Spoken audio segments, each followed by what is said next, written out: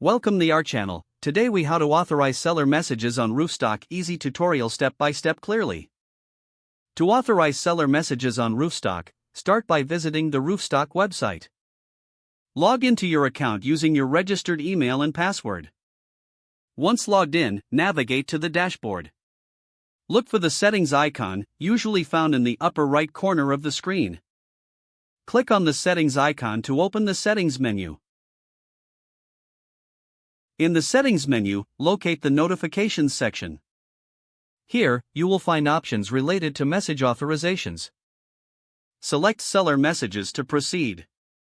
A prompt will appear asking for your authorization. Read the terms and conditions carefully before proceeding. If you agree, click the Authorize button. Once authorized, you will receive seller messages directly to your inbox.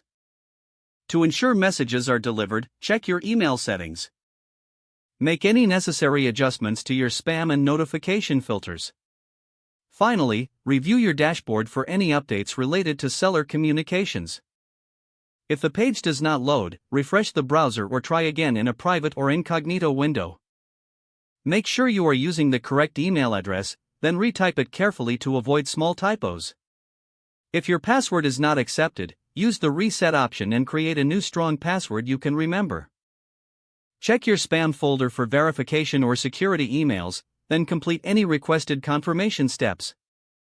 Enable two-factor authentication if available to improve account security and reduce unauthorized access risk.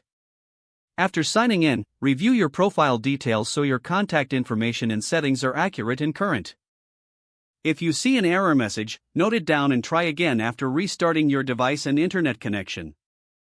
Log out when you finish, especially on shared devices, to keep your account and payment information secure. If the page does not load, refresh the browser or try again in a private or incognito window. Make sure you are using the correct email address, then retype it carefully to avoid small typos. If your password is not accepted, use the reset option and create a new strong password you can remember. Check your spam folder for verification or security emails, then complete any requested confirmation steps.